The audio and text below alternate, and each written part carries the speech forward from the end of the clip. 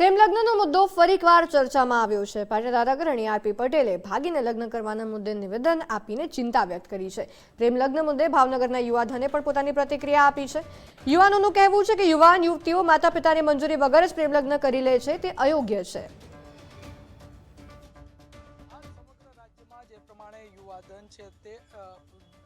કહી શકાય કે કુરીતિના જે રિવાજ છે તે તરફ વળી રહ્યું છે. પ્રેમ લગ્ન કરી રહ્યા છે. આપણી સાથે ભાવનગરના યુવાનો છે, એમની સાથે જ સીધો સંવાદ કરીશું. એમનું શું મંતવ્ય છે આ મામલે તે પૂછવાના પ્રયાસ કરશું. આપણી સાથે જોડાયા છે યુથ, એમની સાથે વાત કરવાના પ્રયત્ન કરશું. શું તમારું નામ છે અને ખાસ કરીને જે પ્રમાણે સમગ્ર રાજ્યમાં જે અત્યારનો જનરેશન છે તે મા બાપના કયામાં નથી ને વિવિધ દિશાઓમાં પોતાનું દૂષણ ફેલાવી રહ્યા છે. બીજું કે જે પ્રમાણે પ્રેમ લગ્નની વાત હોય તો પ્રેમ લગ્ન પણ કરી રહ્યા છે મા બાપની જે મરજી વિરુદ્ધ. તમારા મતે શું લવ મેરેજ કરવા જોઈએ કે અરેન્જ મેરેજ? શું કહેવું તમારું?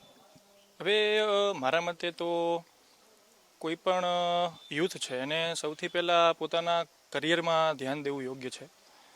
અને કોઈ પણ દીકરો હોય કે દીકરી, એના વાલી સૌ પ્રથમ તો એના કરિયર વિશે વધુ ધ્યાન આપે. મતલબ કે એમાં જો એ કહેવાય ને કે સારા છે, કરિયરમાં એમના સારું કમાઈ શકે છે, પોતાના પગ ઉપર ઊભા રહી શકે છે, તો અને પોતાના ઘરની નીતિ રિવાજો વિશે જો કહેવાય ને કે એમને જાણ છે કે કેવા વ્યક્તિ એમની સાથે જીવનમાં હોવા જોઈએ, એની જો એમને ખ્યાલ હોય તો પ્રેમ લગ્ન ખોટા નથી. પણ લગ્ન કરતાં પહેલાં પોતાના જીવનમાં એમને જીવન ચલાવવા માટે કઈ કઈ બાબતો જરૂરી છે એ બાબતોનું હોવું જરૂરી છે.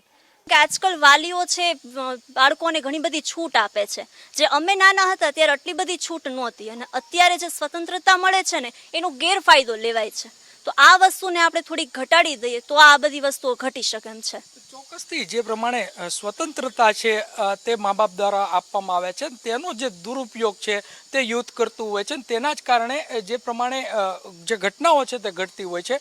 અન્ય છે યુવાન, એમની સાથે વાત કરવાના પ્રયત્ન કરશું. શું કહેશો મેમ, જે પ્રમાણે અત્યારનું જે યુથ છે તે અલગ દિશાએ જઈ રહ્યું છે, આને કઈ રીતના જોવો છો? લવ મેરેજ હોય કે અરેન્જ મેરેજ હોય, આ બેમાં તફાવત શું છે, શું કહેશો?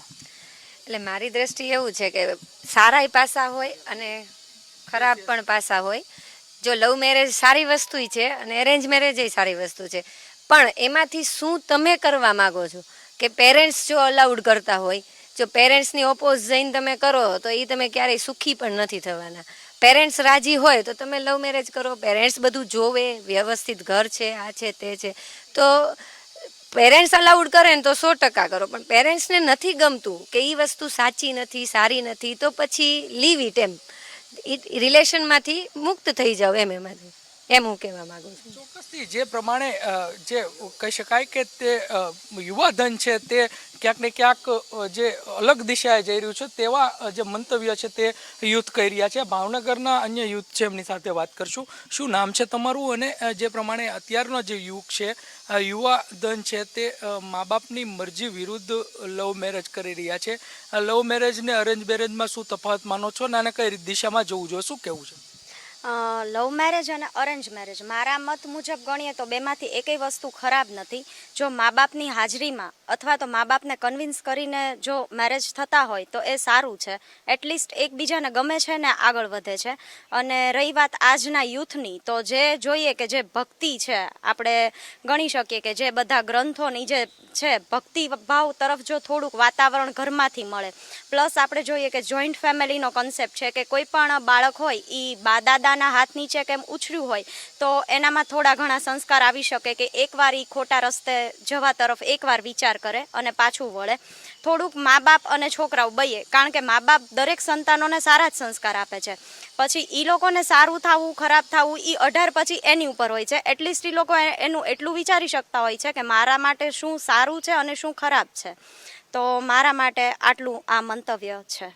ભાવનગરનું જે યુથ છે તે આ સમગ્ર જે કહી શકાય કે જે લોકો હોય છે તે લોકો અલગ જે નિર્ણયો લઈને મા બાપના વિરોધમાં જે નિર્ણયો લેતા હોય છે તેને જે કહી શકાય કે તે નિર્ણય છે તે ખોટો સાબિત કરતા હોય તેવું લાગી રહ્યું છે. કેમ કે જે પ્રમાણે આ જે યુથ છે તે યુથ અલગ દિશાએ જતું હોય ને તેના જ જે નિવેદનો છે તે ભાવનગરના યુથે આપ્યા છે.